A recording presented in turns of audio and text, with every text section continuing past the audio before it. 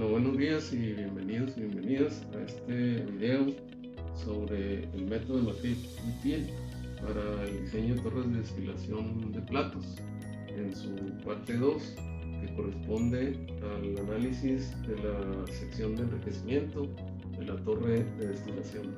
Pero en este video los puntos que vamos a cubrir son los siguientes.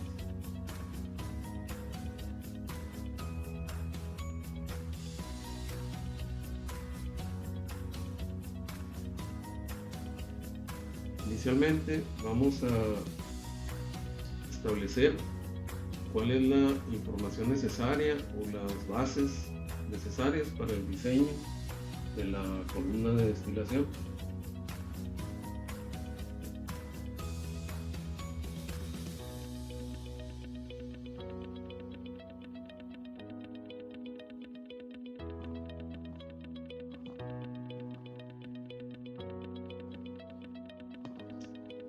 A continuación vamos a presentar el esquema básico que vamos a utilizar para analizar la sección de enriquecimiento de la torre de destilación.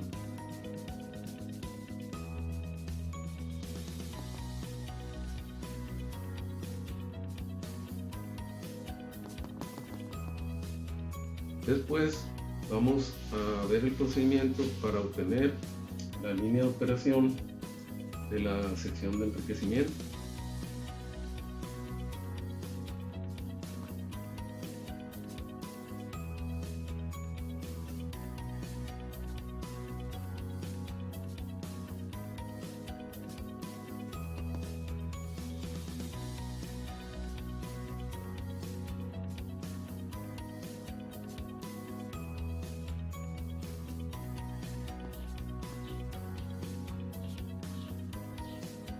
Y finalmente vamos a revisar cómo determinar el número de tapas ideales para la sección de enriquecimiento.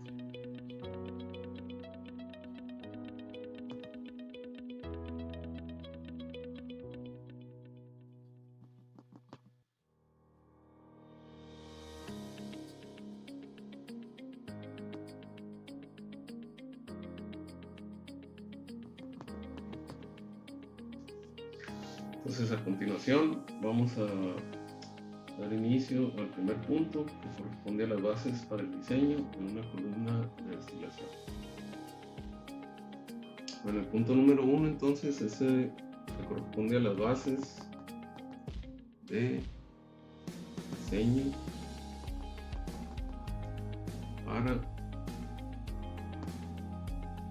una columna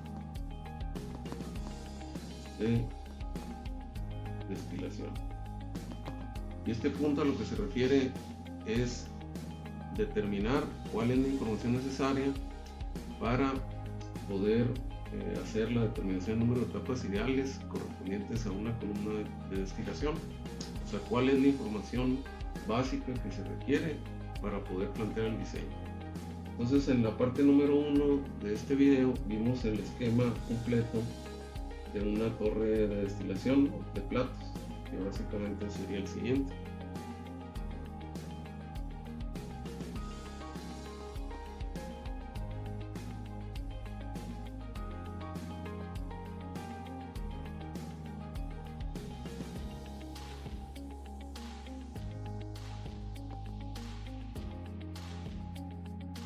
Entonces aquí tenemos la corriente de alimentación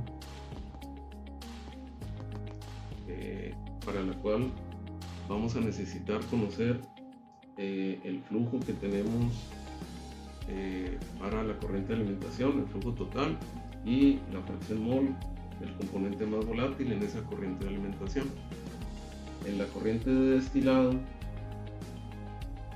vamos a requerir conocer el flujo total correspondiente a la corriente de destilado y la fracción mol del componente más volátil.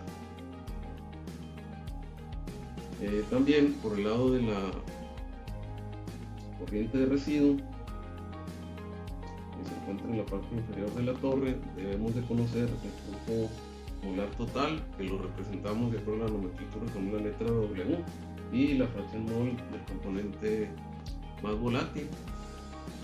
Y vamos a agregar las diferentes etapas, desde la etapa 1 hasta la etapa NP. Y también va a ser necesario conocer el valor de dos parámetros correspondientes a la torre. Uno de ellos es el valor de la relación de reflujo y el otro es el valor de un parámetro que lo vamos a representar con la letra U minúscula, que vamos a revisar en la parte 4 del video, que este parámetro toma en cuenta las condiciones en que se introduce la corriente de alimentación. Por ahorita pues nada más vamos a establecer que va a ser necesario pues conocerlo de antemano para plantear el diseño, de tal manera que si pues hacemos un resumen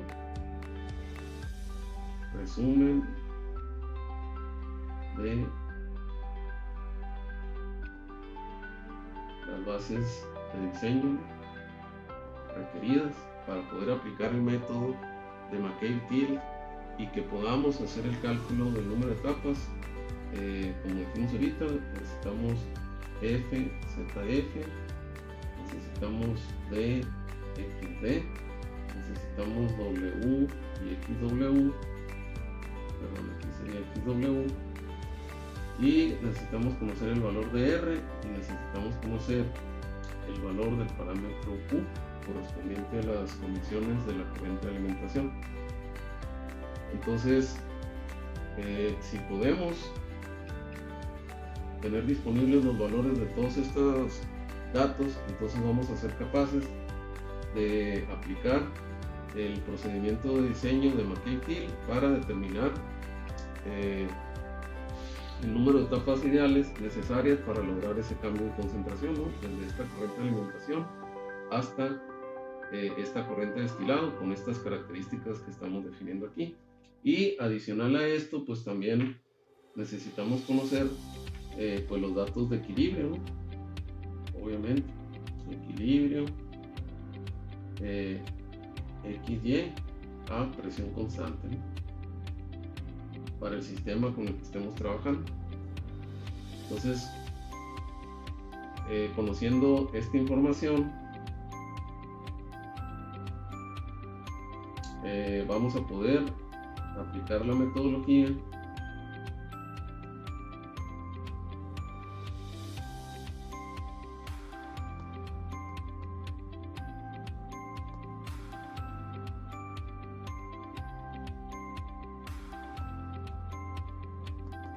de estos autores, ¿no? De McCabe y de Thiele, y de esa manera podremos determinar el número de etapas ideales requeridas para ese cambio de concentración. En un problema específico puede ser posible que en el enunciado del problema no se nos dé de forma explícita toda esta información. Lo que se está estableciendo aquí es que en el momento en que ya vayamos a aplicar el método, en ese momento ya tenemos que tener disponible toda esta información para que el método pueda ser aplicado. En caso de que no se tenga toda la información disponible, entonces no va a ser posible aplicar este método y pues no va a ser posible determinar el número de etapas ideales, ¿verdad? Muy bien, entonces esto sería todo por el punto número 1 y vamos a pasar al punto número 2, que corresponde, como decíamos anteriormente, a analizar el esquema básico que vamos a utilizar para la sección de enriquecimiento.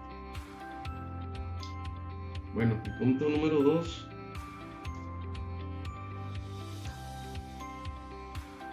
se refiere a establecer el esquema básico que vamos a utilizar para el análisis de la sección de enriquecimiento de la torre, ¿verdad?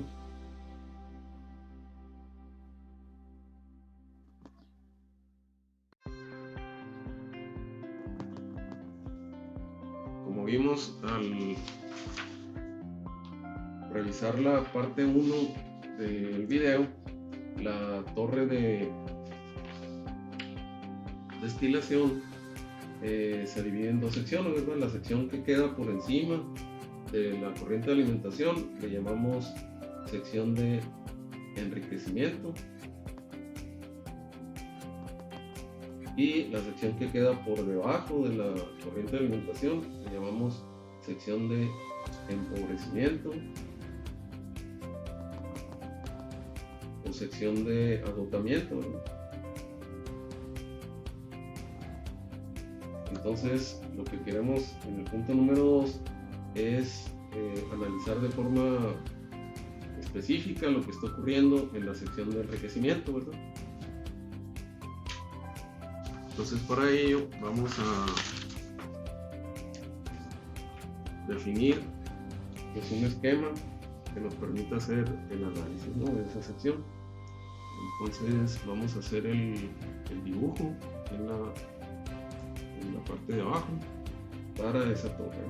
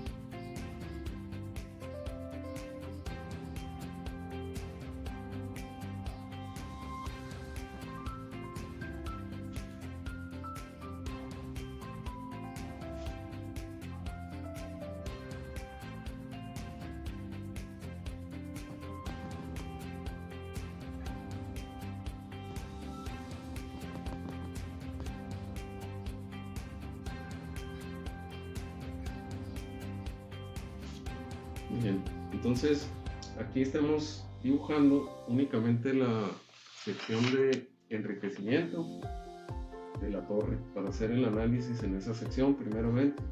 Entonces estamos anotando las corrientes que estarían presentes tanto de líquido como de vapor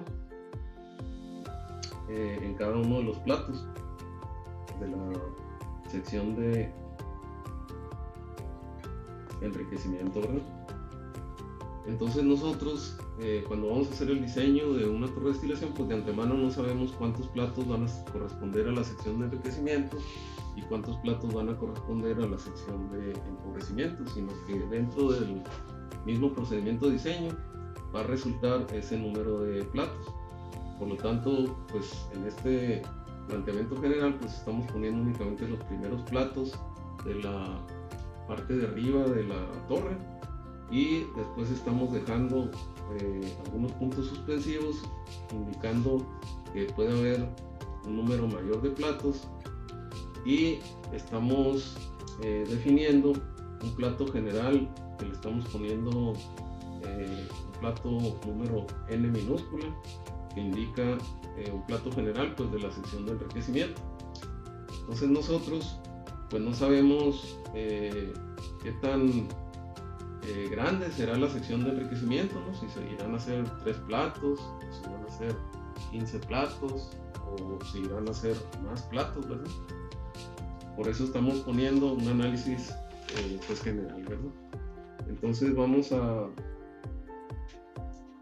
definir esa sección general, ¿verdad? Correspondiente a la parte esta de enriquecimiento, la cual nos va a permitir realizar pues balances, ¿verdad? de masa en el sistema. Entonces, para fines de plantear balances en esta región, vamos a tomar en cuenta ese envolvente que estamos definiendo aquí con el color anaranjado, y ese va a ser nuestro entorno para el cual vamos a plantear nuestros balances de la sección de enriquecimiento, ¿verdad?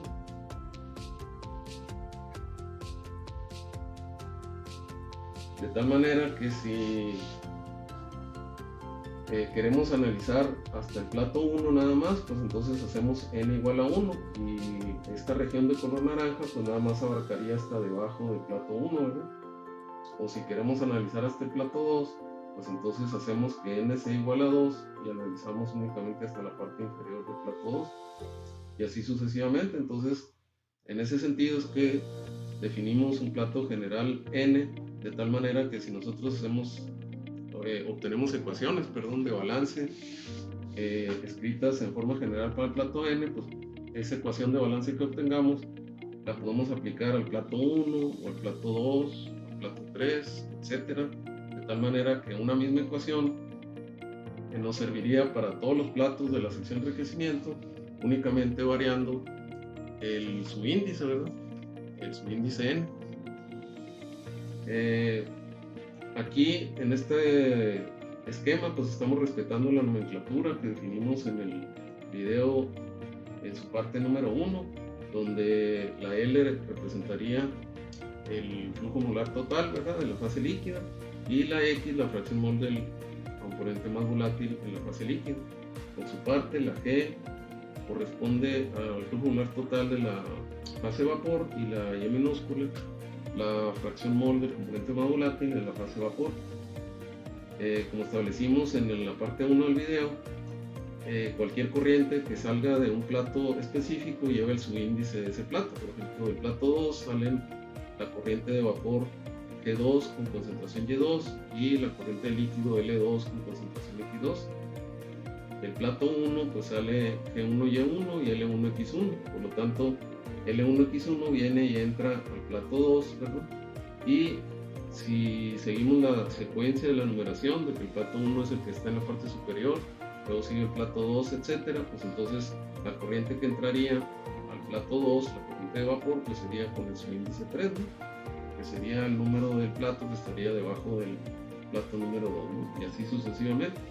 De tal manera que en la parte inferior del plato N, la corriente de líquido que sale pues tendría que conservar ese subíndice n, ¿no? Entonces tendríamos una corriente de líquido Ln con concentración Xn, y la corriente de vapor que va a entrar al plato n pues vendría del plato siguiente del plato n, que vendría siendo el n más 1, ¿verdad? Entonces el flujo molar total de la fase vapor pues sería Gn más 1, y la fracción mol del componente más volátil sería Y con su índice n más 1. Y de acuerdo a cómo se trazó esta sección de enriquecimiento, como está aquí el color naranja, estaría tomándose en cuenta como corriente de salida en la parte superior esta corriente de destilado, ¿verdad?, que estamos definiendo en la parte de arriba. De tal manera que si deseamos establecer balances de materia en esta sección de enriquecimiento, pues entonces aquí tendríamos una corriente de salida, ¿verdad?, de la fase líquida, aquí tendríamos una corriente de entrada de la fase vapor, y acá tendríamos una corriente de salida de destilado. Entonces, esas corrientes nos van a servir para poder analizar cómo se está dando el intercambio de masa en la sección de enriquecimiento. Entonces este sería el esquema que vamos a utilizar para analizar la sección de enriquecimiento, y con eso completaríamos nuestra revisión del punto número 2, que correspondía al esquema básico de la sección de enriquecimiento, y a continuación vamos a pasar al punto número 3. Bueno, el punto número 3 se refiere a la obtención de la línea de operación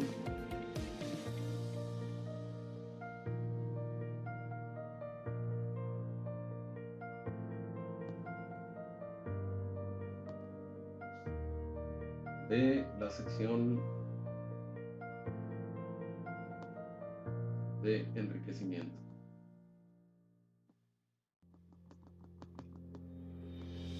Y como en otras operaciones de separación, la línea de operación la debemos de entender como una representación gráfica del balance de materia de esa operación, ¿verdad?, que se lleva a cabo en un cierto equipo, en este caso en una torre de plata. Entonces, para poder lograr la obtención de la línea de operación, pues lo primero que tenemos que hacer pues, es establecer los balances de materia del sistema. Entonces, con ese fin, inicialmente vamos a plantear un balance de materia total en esta sección, en la sección de enriquecimiento. Entonces, para evitar pues confundirnos con la gran cantidad de flechas que aparecen aquí en la figura que acabamos de dibujar, entonces vamos a hacer un pequeño resumen, ¿no?, de la información. Vamos a dibujar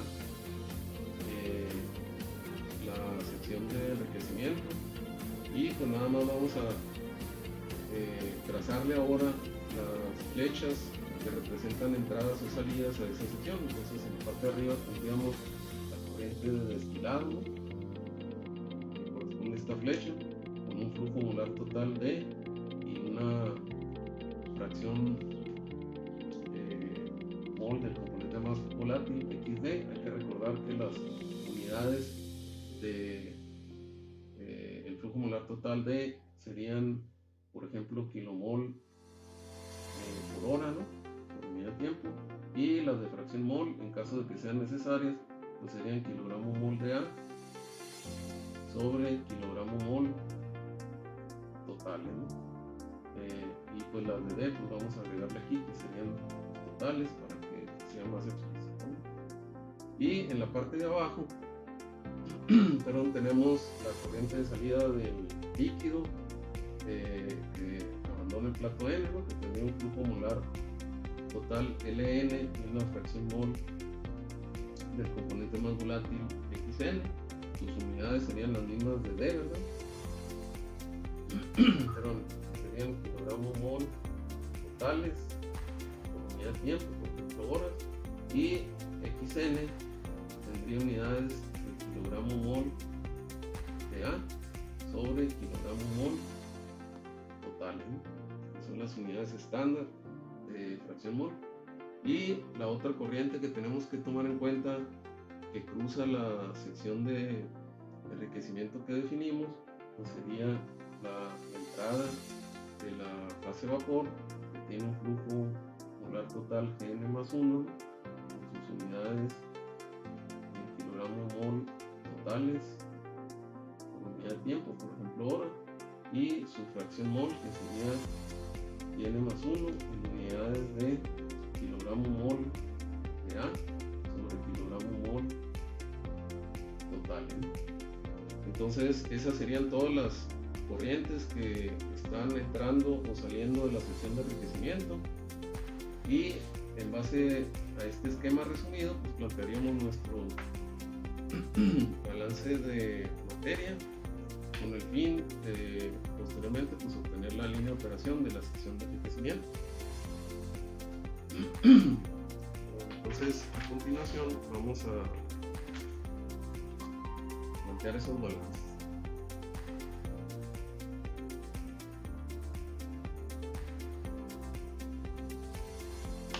Entonces, inicialmente plantearíamos un balance de masa total.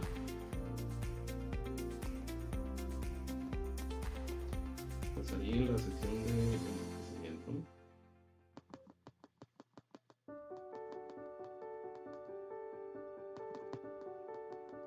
Y ese balance lo haríamos con fines de diseño, por lo tanto consideraríamos operación en estado estacionario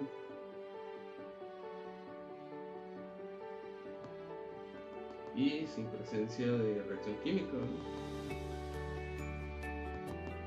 Por lo tanto, el balance de masa total pues se va a simplificar a considerar las entradas y las salidas únicamente al sistema, ¿verdad? Entonces las entradas totales van a ser igual a las salidas totales, ¿verdad?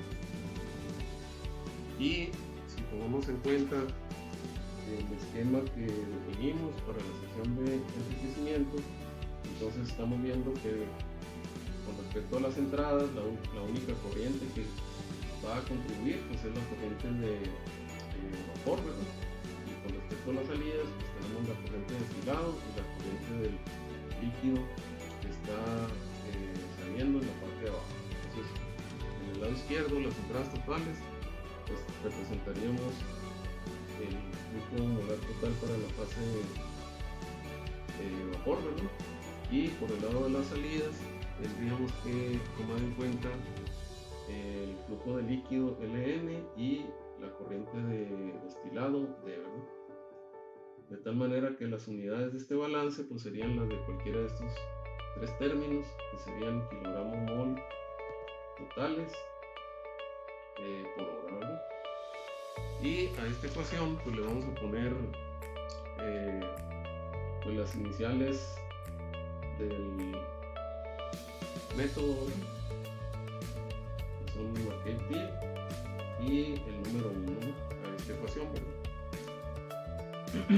Muy bien, entonces ya tendríamos presentado el balance de masa total en la sección de enriquecimiento para esta columna. Entonces a continuación plantearíamos el balance correspondiente a la sustancia más volátil, ¿verdad? Entonces vamos a escribir aquí el balance de masa para la sustancia más volátil, que la estamos representando con la letra mayúscula, ¿verdad? En la sección de enriquecimiento, ¿no?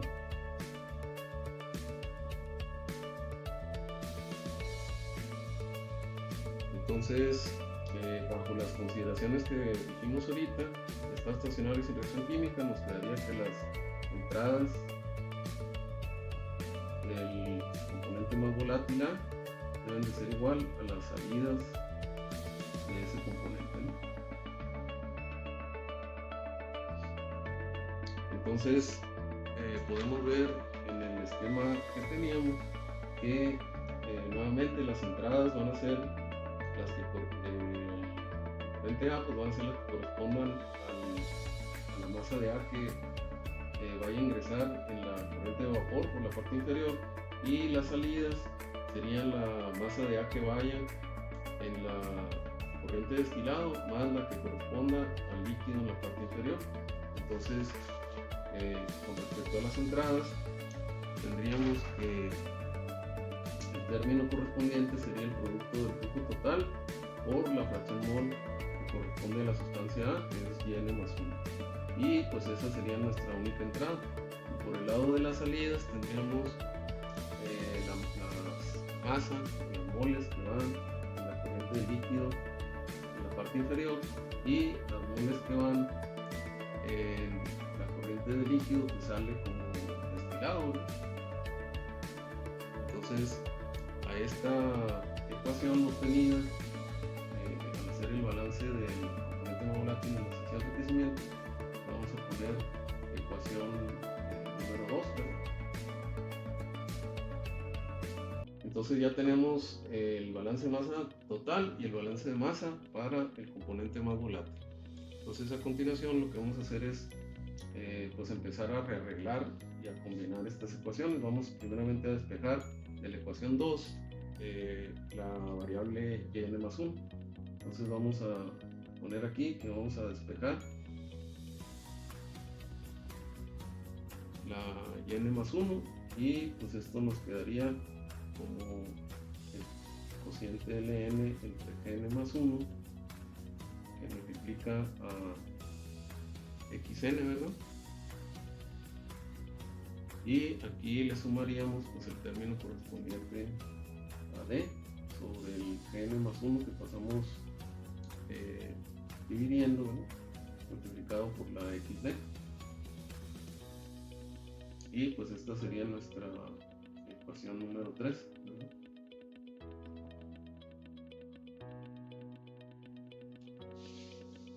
Entonces ahora vamos a hacer uso de el parámetro que definimos en la parte 1 del video, que es el que corresponde a la relación de reflujo, ¿verdad? Entonces este parámetro R, ¿verdad?, que es la relación de reflujo, es la relación o el cociente de lo que se regresa en la parte superior hacia la columna, ¿no? O sea, el flujo L0 entre lo que se saca como producto, o sea, R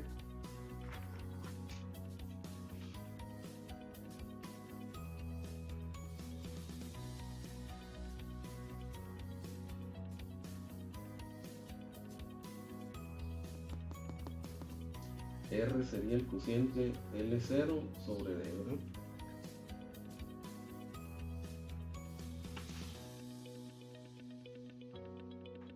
Es decir, el cociente entre lo que se regresa, el flujo total que se regresa a la torre, dividido entre el flujo total que se saca como corriente destilada. A ese cociente o a esa relación se le llama pues, relación de reflujo, como lo definimos en el video en su parte número 1. Esta vendría siendo la relación de reflujo, ¿verdad? Y pues sería un parámetro adimensional, ¿verdad? Porque pues, las unidades de este término se cancelarían con las unidades de este término. Entonces, perdón, en esta expresión vamos a hacer uso de una de las características que establecimos para la aplicación de este método, que es que podíamos aplicarlo siempre y cuando los calores molares latentes de vaporización de las sustancias participantes A y B fueran muy parecidos, ¿no? Entonces aquí vamos a poner eso, que el calor molar latente de vaporización de A es muy parecido al calor molar latente de vaporización de la sustancia B. Entonces, ¿qué consecuencia tiene en el método que estos calores sean muy parecidos, ¿no? ¿Y por qué es tan importante tomar en cuenta eso en este método? Entonces la respuesta a esa pregunta es que, como vimos en la explicación del funcionamiento de la torre completa, ¿verdad?, en la parte inferior de la torre tenemos un intercambiador que le llamamos hervidor, y en la parte superior tenemos un intercambiador que le llamamos condensador, ¿verdad? Entonces el hervidor tiene como función introducir calor al equipo. Entonces en la parte inferior viene una corriente de líquido proveniente del fondo de la columna y se introduce al hervidor. Entonces ahí esa corriente hierve parcialmente y el vapor que se produce se regresa de nuevo a la torre, mientras que el líquido que no pasó a formar parte del vapor se saca como corriente de residuo y se expulsa del equipo. El vapor que se ingresó a la torre por el fondo empieza a ponerse en contacto con el líquido que viene descendiendo, y eso provoca que los componentes volátiles que todavía están presentes en ese líquido pues cambien a fase vapor y se unan al vapor que va ascendiendo en el interior de la columna, de tal manera que ese contacto entre el vapor y el líquido se sigue produciendo en cada uno de los platos. Conviene pues notar aquí en el esquema que no hay ninguna otra fuente de calor en el interior de la columna más que el calor que introduce el hervidor. Por lo tanto, en el interior de la columna, todos los contactos que existen entre líquido y vapor ocurren entre líquidos y vapores saturados, ¿verdad? De tal manera que el intercambio de calor que ocurre entre ellos se debe únicamente a la donación y cesión de entalpía entre las dos corrientes, ¿no? Entre el vapor y el líquido. De tal manera que, como consecuencia de que los calores molares latentes de vaporización sean similares, cada vez que una mol de líquido se vaporiza debido a ese contacto entre el vapor y el líquido, entonces cada vez que una mol de líquido se vaporiza, ¿de dónde va a agarrar calor para vaporizarse? Pues tiene que agarrar calor únicamente de sus alrededores, ¿no? De las fases que tiene a su alrededor, en este caso de la fase vapor con la que el líquido se está contactando. Entonces, si se va a vaporizar una mol del más volátil desde la fase líquida, entonces el calor lo toma de la fase vapor, por lo cual es necesario que condense una mol hacia la fase líquida. Entonces, de esa manera se da ese intercambio de masa, y el efecto o la consecuencia de eso es que una mol de la fase líquida se vaporizó y una mol de la fase vapor condensó. Entonces, si la fase líquida venía descendiendo y perdió una mol porque se vaporizó la fase líquida, ¿verdad? O se vaporizó el componente más volátil, pero una mol del componente menos volátil de la fase vapor condensó, entonces el resultado neto es que el flujo molar total de la fase líquida pues no cambió, porque perdió una mol y ganó una mol, ¿verdad? Y eso ocurre en cada uno de los platos. Por su parte, en la fase gas ocurre algo similar. A la hora de que una mol de líquido pasó a formar parte de la fase gas o de la fase vapor y condensó una mol de la fase vapor hacia la fase líquida, entonces el resultado neto es que el flujo molar total de la fase vapor pues tampoco cambió, ¿verdad? Entonces, como consecuencia de ese intercambio calorífico y de que los calores molares latentes sean similares, entonces los flujos molares totales en cada uno de los platos pues van a ser aproximadamente constantes, ¿verdad? Eso quiere decir que debido a que esos flujos son aproximadamente constantes, entonces el parámetro R se puede expresar no solo en base a su definición, que es L0 sobre D, sino en base a cualquiera de los flujos presentes en la sección de enriquecimiento, ¿verdad? Entonces vamos a plantear eso en la siguiente anotación, ¿verdad?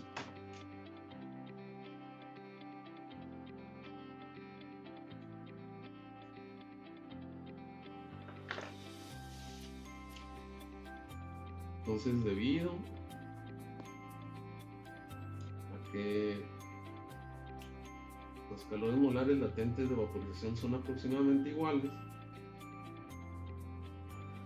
podemos decir que los flujos, ¿verdad?, de las fases son aproximadamente iguales, ¿verdad?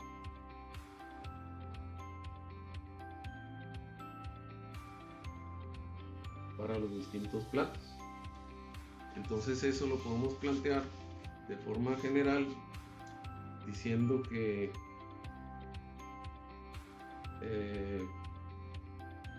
la relación de reflujo, que por definición es L0 entre D, pues también se puede escribir como L1, ¿verdad?, entre D, o se puede escribir como L2 entre D, o como L3 entre D, o como Ln entre D, ¿verdad? Y entonces a esa ecuación pues le vamos a poner el número 4, ¿verdad? Entonces aquí estoy poniendo sus puntos suspensivos, porque esto indicaría que se vale poner L4 entre D, L5 entre D, etcétera, porque de antemano pues no sabemos cuántos platos irá a tener la torre, ¿verdad? Entonces de forma general ponemos Ln entre D.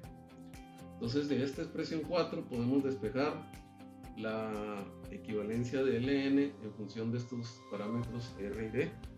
Entonces podemos anotar ahí que de la expresión 4, ¿verdad?, nos quedaría que Ln es igual a R por D, ¿verdad?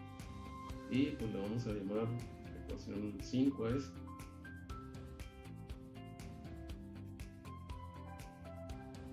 Entonces ahora, si hacemos la sustitución de la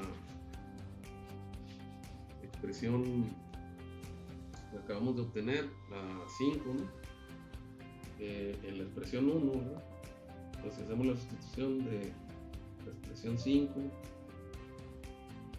en la expresión 1 que obtuvimos en el balance de masa total. Entonces la Gn más 1 la podemos escribir como el equivalente de Ln, que era R por D por la ecuación 5, ¿no?, más la D, ¿verdad? Entonces esto, si hacemos la agrupación aquí, nos quedaría D por R más 1. Y a esta expresión pues le vamos a llamar la número 6, ¿no? Entonces teníamos una expresión para Gn más 1 en función de un parámetro conocido de las bases de diseño, ¿no?, más un parámetro desconocido en las bases de diseño, que era Ln. Y ahora, mediante este manejo algebraico, tenemos a Gn más 1 en función de dos parámetros que deben de ser conocidos a partir de las bases de diseño, que son D y R más 1. Entonces se logró pues una clarificación en cuanto al cálculo del flujo molar total para la fase de vapor, Gn más 1. Entonces ahora, en la expresión equivalente de el balance de masa para el componente más volátil, que era la ecuación 3, ¿verdad?, podemos hacer algo similar, porque ya tenemos una expresión para Ln en función de parámetros de diseño, y para Gn más 1 también en función de parámetros de diseño. O sea, podemos hacer la sustitución de la expresión 5 y la expresión 6, ¿verdad?, en el balance de masa para el componente más volátil, una vez que ya lo teníamos despejado, que era la expresión 3, ¿verdad?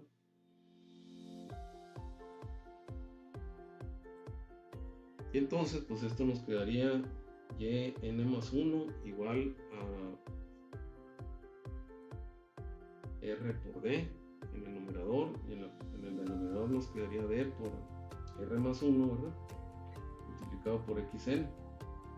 Y el segundo término sería D, que divide a D por R más 1 multiplicado por X, su índice D, ¿no? Entonces a esta expresión pues le vamos a poner el siguiente número, que sería número 7, ¿no? Entonces aquí podemos observar que este lado derecho pues se puede simplificar, ¿verdad? Entonces vamos a hacer eso, vamos a simplificar. Entonces nos quedaría que Yn más 1 es igual a R entre R más 1, simplificando la D aquí, multiplicando a XN más XD sobre R más 1, ¿no? Eliminando la D también aquí. Entonces a esta expresión le vamos a poner el siguiente número, que sería el número 8, ¿no? Entonces ahora tendríamos una relación entre una variable dependiente, que sería la yn más 1, y una variable dependiente, perdón, una variable independiente, que sería la xn, a través de dos parámetros: la relación de reflujo y la concentración del más volátil en la corriente destilada. Hay que recordar que el parámetro R debe ser conocido a partir de las bases de diseño, ¿no? Y lo mismo el valor de la concentración de XD, ¿verdad? Por lo tanto, cuando apliquemos esta ecuación en un caso particular, ¿verdad? Una vez que las bases de diseño sean conocidas para ese caso particular, pues entonces este se convertiría en un número y esto se convertiría en un número. Entonces tendríamos una relación directa entre la fracción mol yn más 1 y xn en la fase líquida, ¿verdad? Y pues esta expresión que estamos viendo en la ecuación 8, pues podemos ver que corresponde a la ecuación de una recta, ¿verdad? O sea, podemos ver que la podemos escribir de forma general en la manera estándar de una recta, ¿verdad?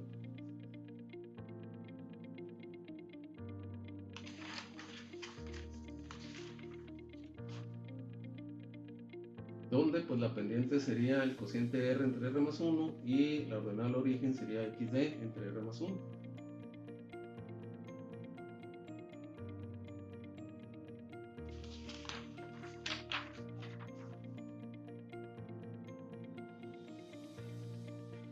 Entonces esta ecuación número 8, que es la forma, digamos, pues resumida o condensada del balance de materia del componente más volátil en la sección de enriquecimiento, pues viene siendo la ecuación de la línea de operación, ¿verdad?, para la sección de enriquecimiento. Entonces la ecuación 8 es la ecuación de la línea de operación de la sección de enriquecimiento, ¿verdad? De forma similar pues a lo que ocurre en otras operaciones de separación, ¿no? Por ejemplo, en la absorción de gases, la ecuación que se obtiene a partir del balance de materia del soluto que se está transfiriendo, pues viene siendo la ecuación de la línea de operación en esa operación, ¿verdad?, de absorción de gases. Entonces en este caso la ecuación 8 pues es la ecuación del balance de materia del componente más volátil para esa sección de enriquecimiento, ¿no? Por lo tanto la ecuación 8 pues es la ecuación de la línea de operación para esa sección, y pues estamos viendo que su comportamiento es el de una recta. Entonces, ¿qué necesitamos para poder trazar una recta? Pues lo más común es o utilizar dos puntos o utilizar un punto y la pendiente, ¿verdad? Entonces, en este caso se puede hacer el trazado de la recta en un diagrama X contra Y de forma cualitativa, utilizando el enfoque de dos puntos, ¿verdad? En este caso, uno de los puntos lo podríamos tomar directamente de la ecuación, que sería la ordenada al origen, ¿verdad? Entonces podemos agregar aquí que para trazar cualitativamente, ¿no?,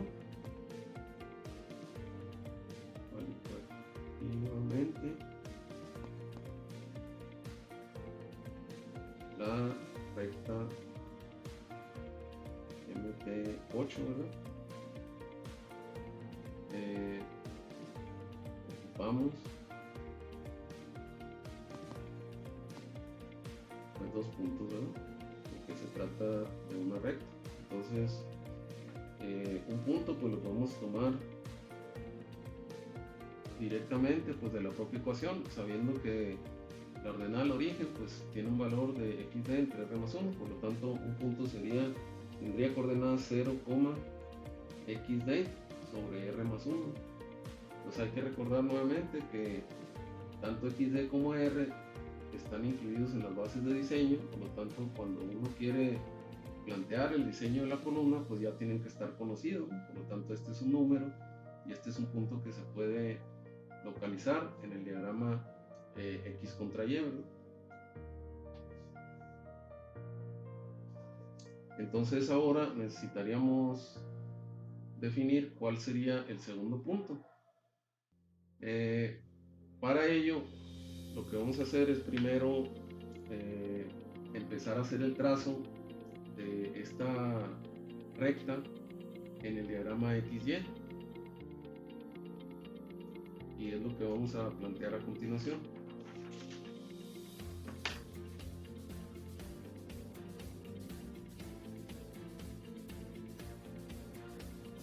Entonces en el diagrama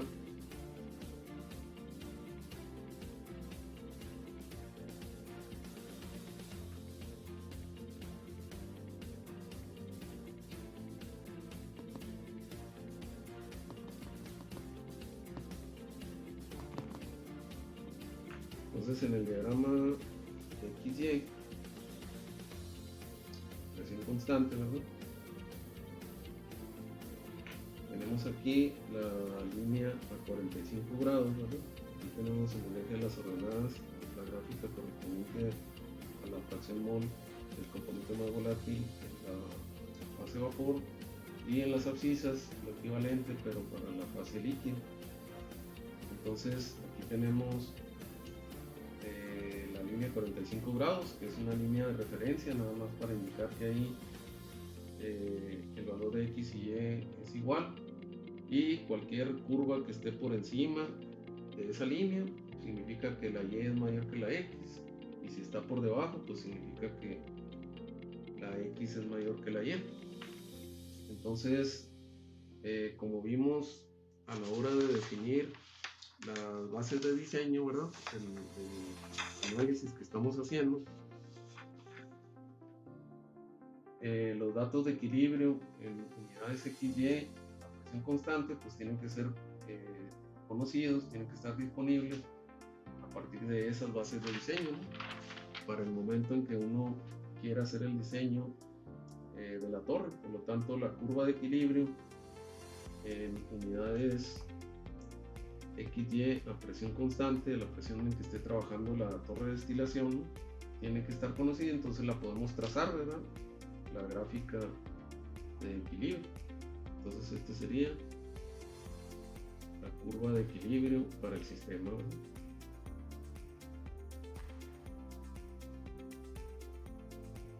Entonces en base al análisis que hicimos anteriormente, ya tenemos conocido un punto, ¿no? Que sería de coordenadas 0, xd entre r más 1. Este número, ¿no?, que se obtendría de este cociente, pues es el valor de una fracción mol entre pues un número entero más 1. Entonces generalmente pues es un valor relativamente chico, ¿no? Porque pues el valor de la fracción mol en la corriente de destilado para el componente más volátil pues generalmente anda entre 0.8 y 0.95 quizá. Entonces este cociente generalmente es un valor relativamente chico, ¿no? Menor que 1. Entonces cualitativamente vamos a ubicarlo en esta región de forma cualitativa, ¿no? Entonces el valor de esa ordenada al origen sería xd entre r más 1, ¿no? Y pues como la abscisa vale 0, pues el punto quedaría ubicado ahí, ¿verdad? Entonces nos falta ubicar un segundo punto de forma cualitativa para poder trazar la línea de operación de la sección de enriquecimiento, ¿no? Entonces, mediante análisis de la ecuación de la línea de operación de la sección de enriquecimiento, podemos ver, dado que la relación de reflujo es un cociente de flujos, ¿verdad? Entonces sabemos que el valor de R pues va a ser una cantidad positiva, ¿verdad?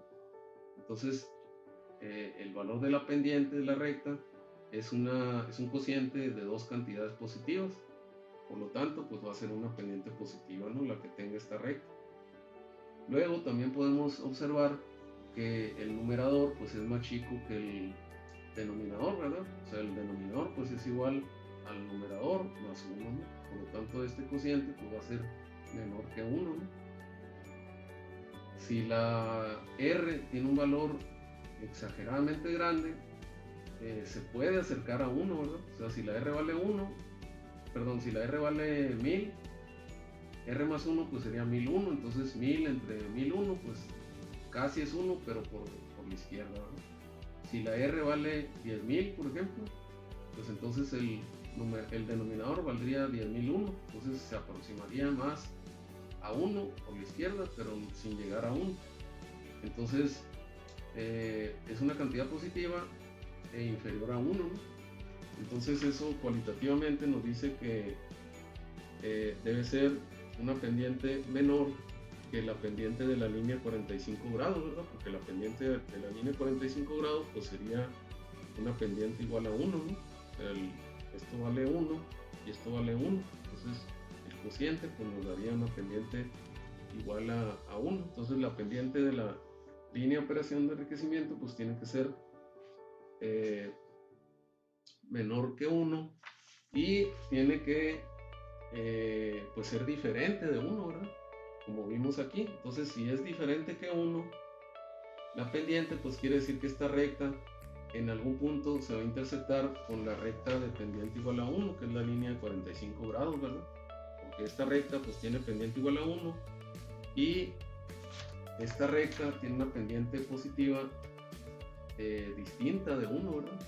Entonces si la pendiente de esas dos rectas son diferentes, pues entonces en algún punto se tienen que intersectar. Entonces ese segundo punto que estamos necesitando generalmente se localiza mediante la intersección de esas dos rectas, ¿no? Entonces el punto número 2, ¿verdad? El punto 2 se determina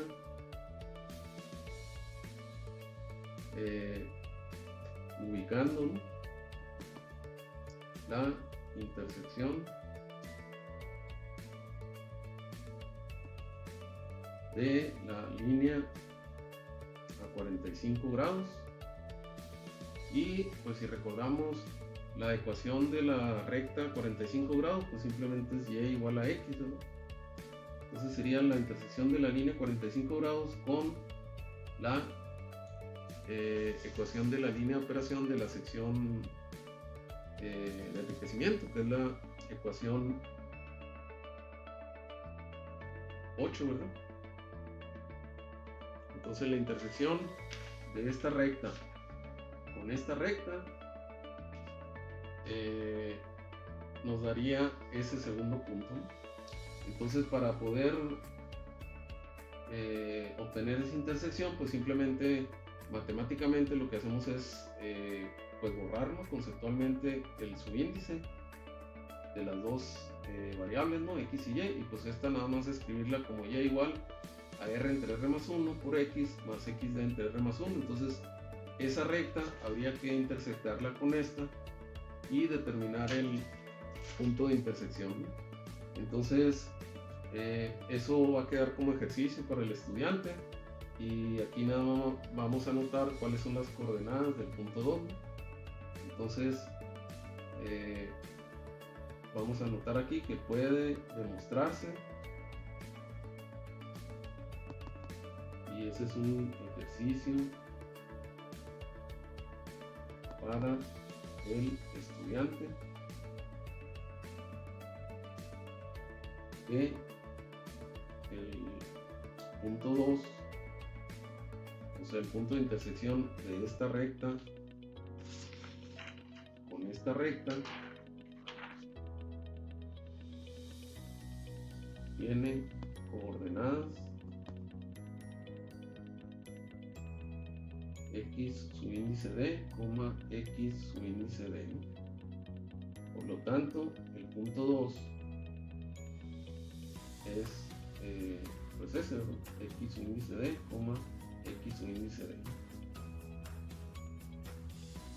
Entonces ya tendríamos los dos puntos por los cuales tenemos que trazar la recta correspondiente a la línea de operación de la sección de enriquecimiento. Entonces el punto 2, como observamos, su abscissa y su ordenada son iguales. Entonces eso quiere decir que va a caer justo sobre la línea de 45 grados, ¿verdad? Porque pues las coordenadas son iguales. Y va a tener un valor menor que 1, ¿verdad? Porque pues esta es una fracción mol, y relativamente cerca de 1, ¿verdad? Porque es el valor de la fracción mol que corresponde al componente más volátil en la corriente de destilado. Entonces, cuando llevamos a cabo una destilación, pues entonces normalmente tratamos de acercarnos a la mayor pureza posible aquí en el destilado. Por lo tanto, el XD generalmente va a tener un valor superior al 0.9, ¿no? A una fracción mol de 0.9, pero pues obviamente menor que 1. Entonces generalmente el punto XD, pues va a andar cerca de del vértice superior derecho del cuadro correspondiente a la gráfica XY. Entonces vamos a colocarlo cualitativamente pues en una posición relativamente cerca, ¿no? Entonces estas serían las coordenadas, el punto de coordenadas XD, XD, ¿verdad? Y entonces la recta correspondiente a la línea de operación de la sección de enriquecimiento, pues la trazaríamos entre esos dos puntos, ¿verdad? Entonces aquí voy a utilizar una recta para trazar la línea de operación, perdón, voy a utilizar una regla para trazar la línea de operación de la sección de enriquecimiento, ¿verdad? Entonces esta sería la línea de operación de enriquecimiento. Y pues vamos a ponerle la flecha para indicar que esa es la línea de operación de enriquecimiento, que pues estamos viendo que es una recta entre los puntos 0, xd entre r más 1 y xd, xd, ¿no?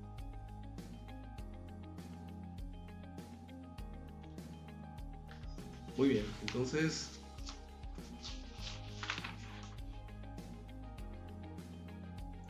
habríamos ahora obtenido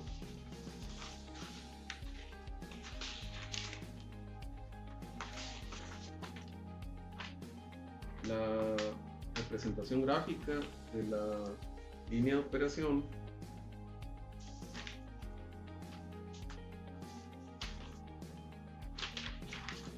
de la sección de enriquecimiento.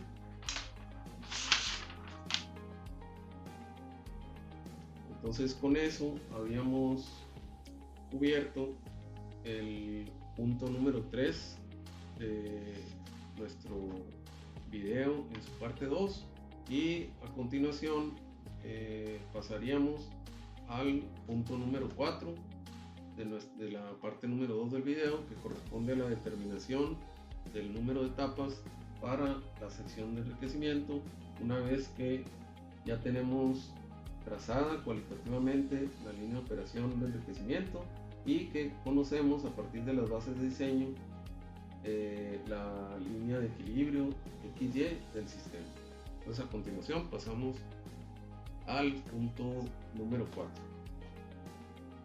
Bueno, el punto número 4 corresponde a la determinación del número de etapas ideales para la sección de enriquecimiento que son necesarias pues, para el cambio de concentración que se desea en la torre de destilación. Entonces, el procedimiento que utiliza el método McKay-Thiele es similar a otros métodos gráficos que se utilizan en otras operaciones unitarias, ¿no? Que se llevan a cabo mediante contacto por etapas. Por ejemplo, la absorción de gases que se lleva a cabo en torres de platos. Pues la forma en que se hace la determinación del número de etapas es mediante una relación gráfica entre la representación del balance de materia, que es la línea de operación, ¿verdad? Y la línea de equilibrio del sistema, que en este caso sería la línea esta de color morado.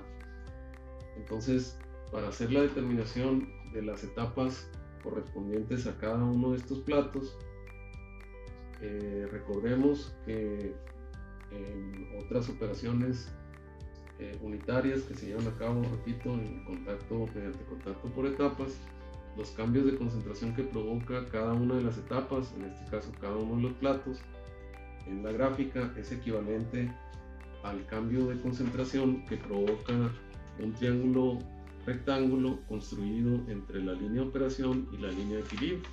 Entonces, extrapolando ese concepto a esta gráfica, entonces tendríamos que construir triángulos rectángulos entre la línea de operación, que es esta línea de color naranja, y la línea de equilibrio. Entonces, empezando en el punto de intersección entre la línea de operación y la línea de 45 grados, que es este punto de coordenadas x de xy, empezamos a construir triángulos rectángulos entre la línea de operación y la línea de equilibrio. Entonces aquí tendríamos un primer triángulo rectángulo y continuaríamos de la misma manera desde este punto donde toca a la línea de operación, trazaríamos una línea horizontal hasta la línea de equilibrio y bajaríamos de manera vertical hasta la línea de operación y continuaríamos haciendo eso, ¿verdad? Construyendo triángulos rectángulos que nos van a producir cambios de concentración equivalentes a cada uno de los platos de esta torre de destilación, ¿verdad?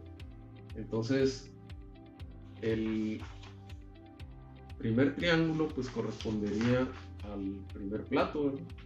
El segundo triángulo al segundo plato y así sucesivamente. Entonces, para fines pues de contabilidad, digamos, pues el primer triángulo le ponemos el número 1, que corresponde a la primera etapa o al primer plato, el segundo triángulo el número 2, el tercero el número 3, el siguiente número 4, y nosotros, como dijimos al inicio, no sabemos de antemano cuántos platos irán a corresponder a la sección de enriquecimiento ni cuántos platos irán a corresponder a la sección de empobrecimiento. Entonces, lo que sí sabemos es que la sección de enriquecimiento se va a intersectar con la sección de empobrecimiento, pues justo donde ocurra el plato de alimentación. O sea, la sección de enriquecimiento y la sección de empobrecimiento se van a intersectar justo en el plato de alimentación. Entonces, la construcción de los triángulos para la sección de enriquecimiento debe de continuarse hasta llegar al plato de alimentación, pero el plato de alimentación no lo sabemos no sabemos dónde está ubicado de antemano, ¿no? Sino que en el mismo procedimiento de diseño vamos a generar cuál será el plato de alimentación adecuado para la torre que estemos analizando, y eso va a salir, repito, de la intersección con el análisis de la sección de enriquecimiento junto con el de la sección de empobrecimiento. Entonces, ahorita que estamos haciendo el análisis de la sección de enriquecimiento, no podemos establecer dónde va a ser esa intersección, sino que esa intersección va a resultar al llevar a cabo el análisis de la sección de empobrecimiento. Entonces vamos a dejar expresado de forma general la construcción de las etapas o de los platos en este momento, y nada más vamos a indicar que esa construcción se continuaría, ¿no?, hasta que lleguemos al plato de alimentación, que esperamos pues va a ocurrir en alguna sección intermedia, ¿verdad?, de la torre, pero que de antemano ahorita no sabemos dónde quedará ubicado ese plato de alimentación, pero sí hemos establecido cómo sería la determinación de las etapas para la sección de enriquecimiento, ¿no?, trazando los triángulos rectángulos correspondientes y contando el número de triángulos generados con la confianza y con la certeza de que el cambio de concentración que provoca cada uno de estos triángulos es equivalente al cambio de concentración que va a ocurrir en cada uno de estos platos correspondientes a la sección de empobrecimiento, de tal manera que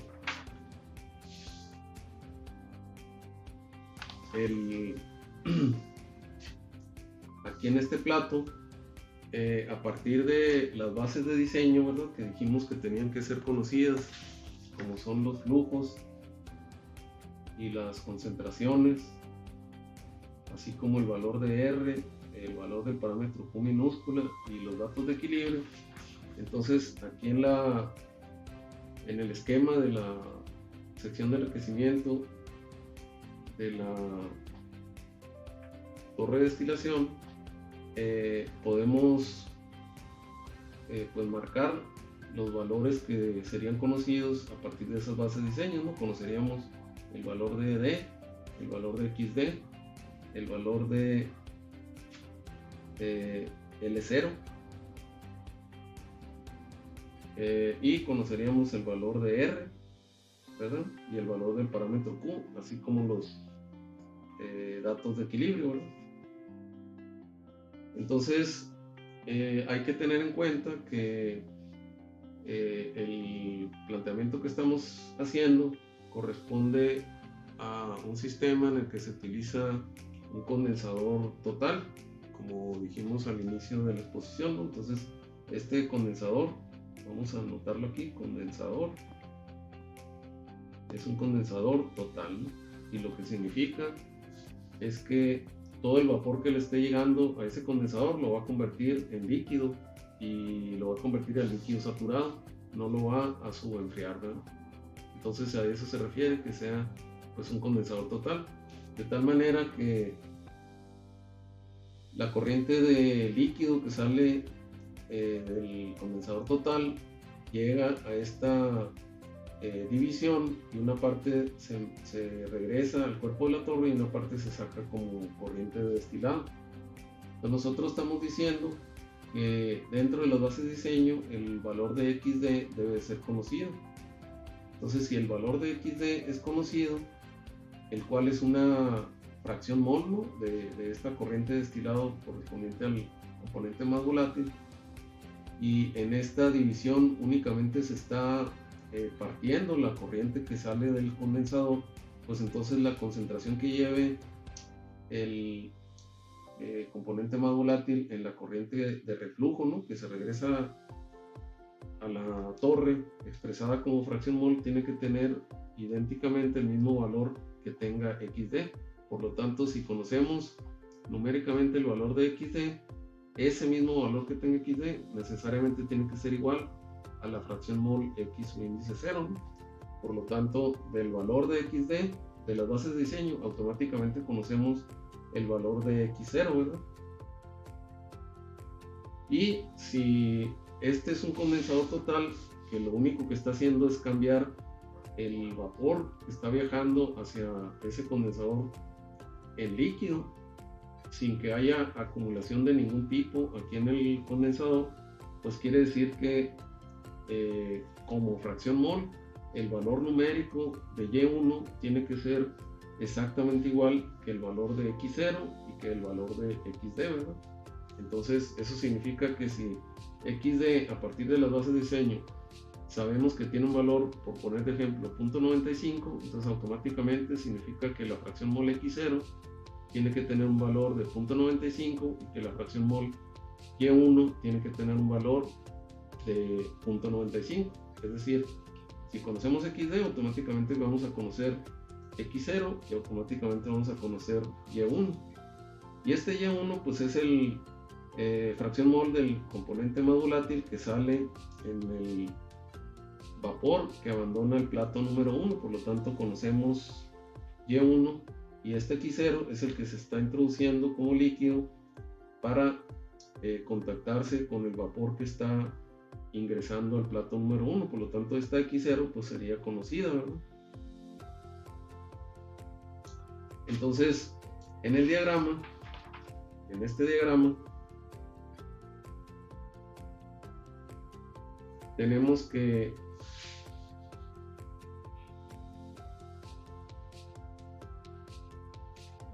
pondríamos en el plato número 1 en contacto una corriente Y2 desconocida ahorita con una corriente de líquido X0 que ya es conocido, ¿verdad? Y que es igual a XD, y daría como resultado una corriente de vapor Y su índice 1 y una corriente de líquido X su índice 1.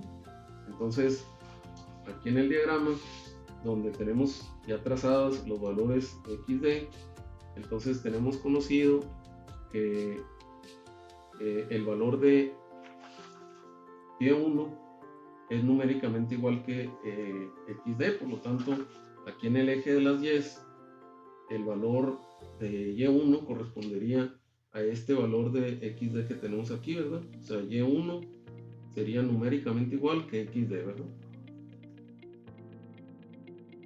Y entonces en la etapa número 1, ¿cómo le haríamos para determinar el valor de composición X1?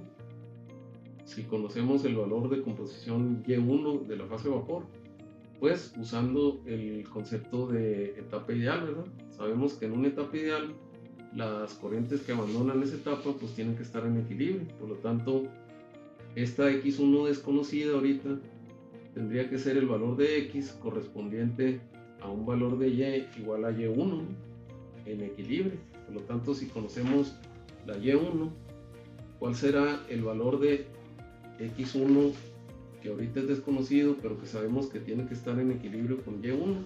Pues entonces eso nos lo dice la línea de equilibrio, ¿verdad? Entonces con el valor de Y1 nos vamos hasta la línea de equilibrio y de ahí pues bajamos a la línea, bueno, el eje de las abscisas, ¿no? Y ahí leeríamos, una vez hecho escala este diagrama, el valor de la X1, ¿verdad?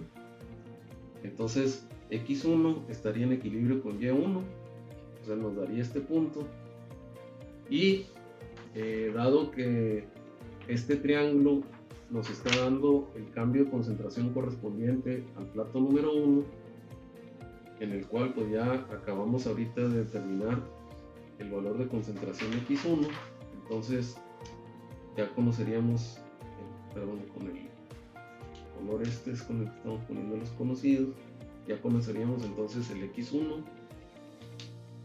leyéndolo aquí en la gráfica. Entonces podríamos determinar que en la etapa 1 pusimos en contacto la corriente esta X0 con Y2 y salieron en equilibrio X1 y Y1, ¿verdad? Entonces eso nos permitiría ir definiendo las diferentes concentraciones correspondientes al interior de la columna, ¿verdad? Por ejemplo, ¿cómo le haríamos para determinar Y2? Si vemos el comportamiento que tiene la línea de operación, ¿verdad? De la sección de enriquecimiento, que es la ecuación 8, podemos ver que en esta ecuación está relacionada una corriente de líquido con una corriente de vapor, ¿verdad?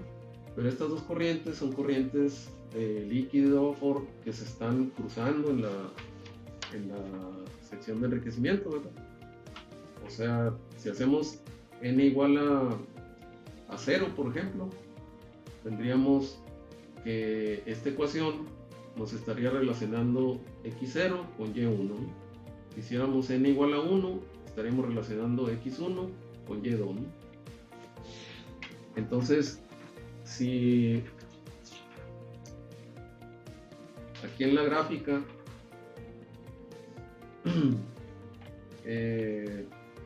hacemos que n tenga un valor de 1, ¿no? Para analizar lo que ocurre con x1.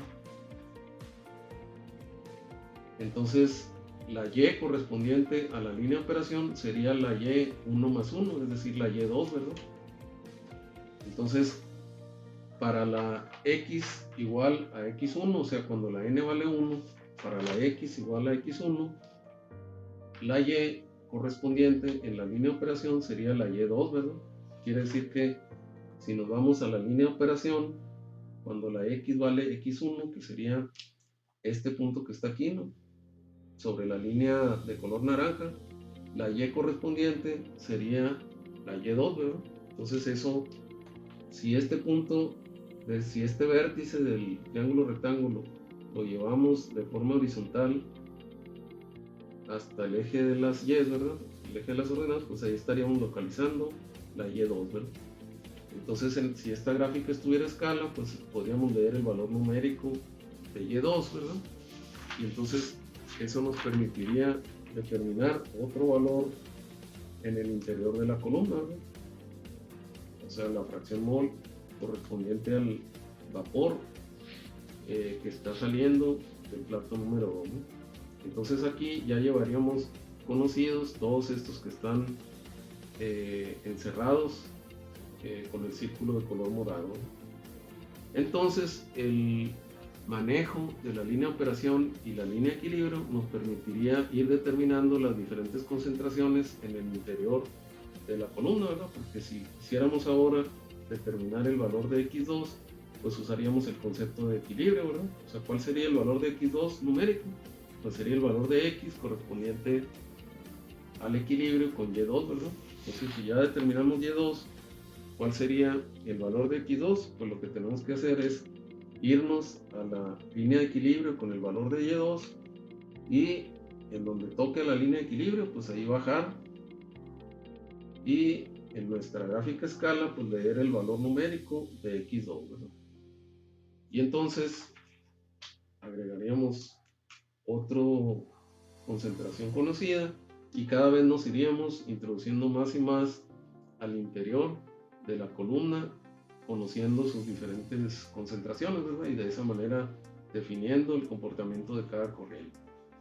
Entonces eso lo podríamos continuar haciendo hasta que lleguemos al plato de alimentación, que como dijimos hace un momento, lo vamos a determinar al llevar a cabo la intersección con la línea de operación de la sección de empobrecimiento.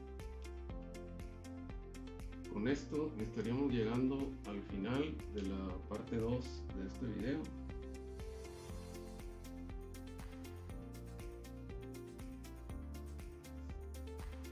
Y muchas gracias por su atención.